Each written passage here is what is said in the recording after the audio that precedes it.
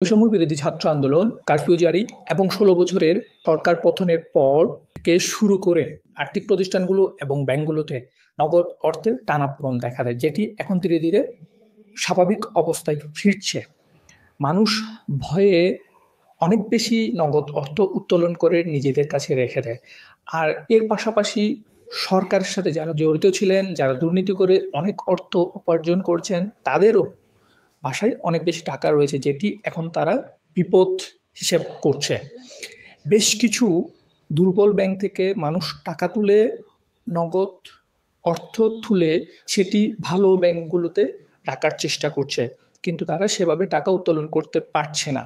কেননা নতুন সরকার গঠনের পর থেকে প্রথম সপ্তাহে ১,০০,০০০ টাকা, দ্বিতীয় সপ্তাহে ২,০০,০০০ টাকা এবং তৃতীয় সপ্তাহে ৩,০০,০০০ টাকা পর্যন্ত তুলতে পারছিলেন।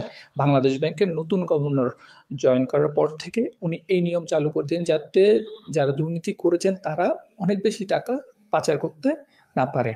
সেক্ষেত্রে হচ্ছে এতদিন বিভিন্ন ব্যাংকগুলো কেন্দ্রীয় ব্যাংক থেকে টাকা নিয়ে কোনো রকম কাস্টমারকে দিচ্ছিলেন, কিন্তু এখন সেটি সেটি হচ্ছে বিপরীত। কেননা দেখেছি নতুন সরকার গঠনের পর থেকে বেশ কিছু ব্যাংকের পরিচালনা পর্ষদ ভেঙে দেওয়া হয়েছে। পরিচালনা পর্ষদ ভেঙে দিয়ে আবার নতুন পরিচালনা পর্ষদ দেওয়া হয়েছে। গত ৫ দিনে কেন্দ্রীয় ব্যাংকে জমা পড়েছে ২,৫৯৩ কোটি টাকা বিভিন্ন ব্যাংক। কেননা ব্যাংকগুলো শাখা উপশাখায় বোল্ডের একটা নির্দিষ্ট লিমিট থাকে, সেই নির্দিষ্ট লিমিটের বাইরে তারা টাকা রাখতে পারে না। সেক্ষেত্রে একটা ইন্স্যুরেন্স পলিসি থাকে, সেই ইন্স্যুরেন্স পলিসির বাইরে গিয়ে আসলে কেউ টাকা রাখতে চায় না। সেক্ষেত্রে তারা তাদের বোল্টের অতিরিক্ত টাকাগুলো হচ্ছে কেন্দ্রীয় ব্যাংকে জমা দিয়ে দেয়।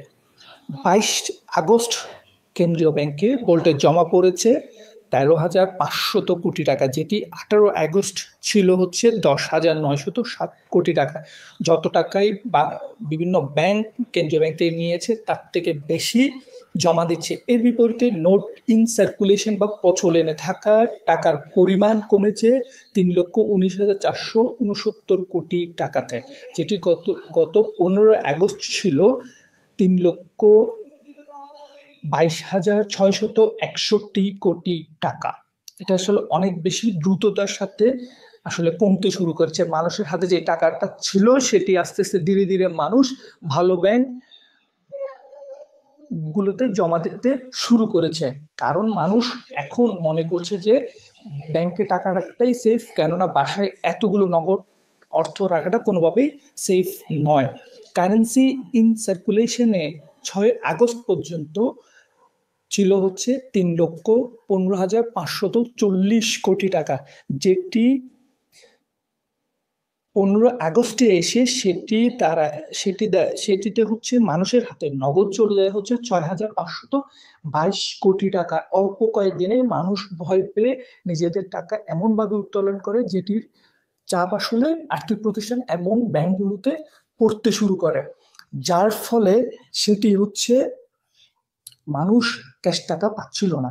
কিন্তু এখন ধীরে ধীরে এত বেশি টাকা পড়ছে, যেটি আসলে আগে স্বাভাবিক ব্যাংকিং এ ফেরার ধারাবাহিকতা বলা চলে। এবং বেশ কিছু ব্যাংকের পরিচালনা পর্ষদ ভেঙে দেওয়ার সরকার ইতিমধ্যে ইসলামী ব্যাংক এবং ন্যাশনাল ব্যাংকের পরিচালনা পর্ষদ ভেঙে দিয়ে নতুন পরিষদ দিয়ে দিয়েছে।